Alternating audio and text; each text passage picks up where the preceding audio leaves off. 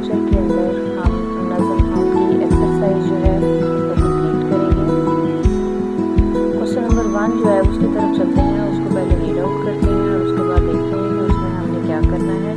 Question number 1 है हमारे पास, ये आपकी बुक का पेज नंबर 3 है।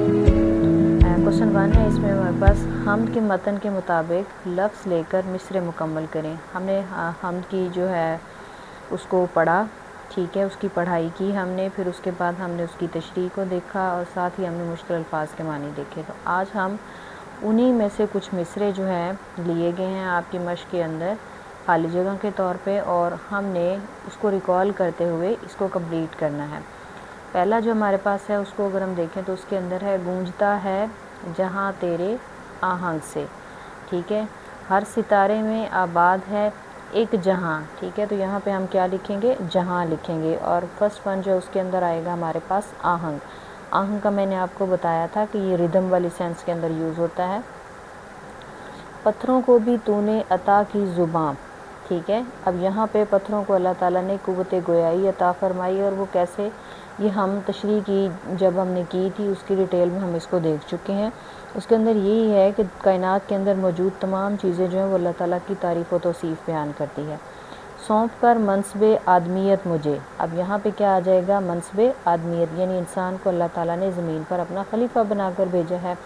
शौक़ सजदा भी कर अब अनायत मुझे, अब इंसान जो है वो अल्लाह ताला की ज़ात से इस चीज़ की गुजारिश कर रहा है कि मुझे अगर दुनिया के अंदर अपना खलीफा बनाकर भेजा है तो मेरे अंदर अपनी इबादत करने का जो शौक़ है वो भी पैदा कर, और मुझे ये चीज़ जो है वो अनायत कर।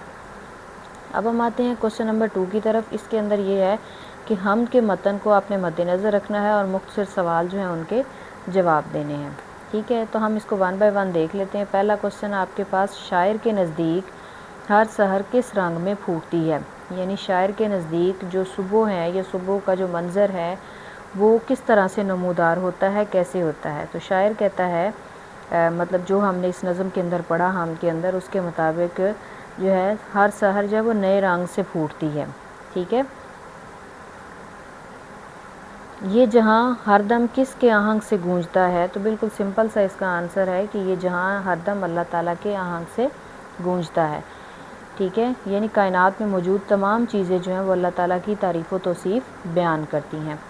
नेक्स्ट क्वेश्चन हमारा है, हैवानात व जमादात किसकी हम्दो सना करते हैं, यानी हैवानात व जमादात। अब हैवानात से मुराद जानवर हैं और जमादात से मुराद है पेड़ पौधे पत्ते, ठीक है। कायनात के अंदर हम इस चीज़ पे मुसलमान होने की हैसियत से यकीन रखते हैं कि कायनात के अंदर मौजूद तमाम चीज़ें हैं, चाहे वो बोलती हैं चाहे नहीं बोलती हैं, तमाम की तमाम जो है वो अल्लाह ताला की तारीफ़ व तौसीफ़ बयान करती हैं अपने डिफरेंट अंदाज़ के अंदर, ठीक है।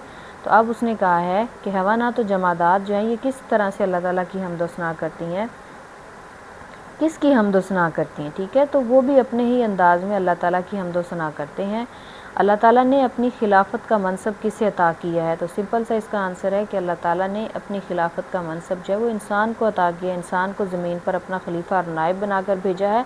और अगर खलीफा और नायब बनाकर भेजा है तो साथ उसे हदायत भी दी हैं कि वो दुनिया के अंदर अगर उसे कोई ओहदा या इख्तियार दिया गया है तो वो अपने ओहदे या इख्तियार से तजावुज़ ना करे और बाकी लोगों के जो हकूक़ हैं उनका ख्याल रखते हुए अपनी ज़िम्मेदारियाँ जो है उनको पूरा करे। नेक्स्ट क्वेश्चन हमारे पास है, शायर बारी ताला से शौक़ सजदा का तलबगार क्यों है, यानी इसमें जो शायर है वो ये पूछ रहा है कि वो अल्लाह ताला से शौक़ सजदा का अगर तलबगार है तो क्यों है, यानी वो क्या चाहता है।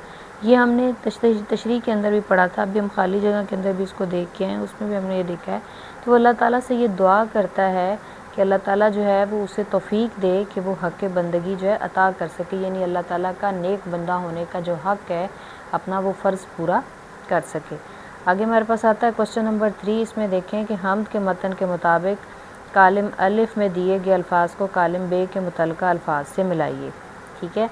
तो अब पेपर के अंदर तो इस तरह की चीज़ें नहीं आती हैं, लेकिन ये है कि कहीं ना कहीं इन चीज़ों की ज़रूरत पड़ती है। अल्फाज मुतज़ाद के हवाले से आ जाते हैं, अल्फाज मुतरादिफ़ के हवाले से।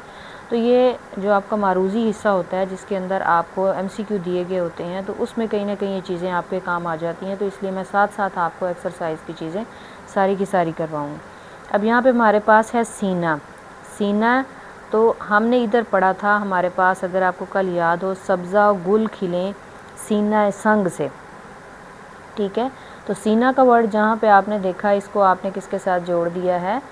سنگ سے جوڑ دیا ہے، ٹھیک ہے. نیکسٹ ہمارے پاس آگے جو اگلا لفظ آ رہا ہے وہ ہے زمیں.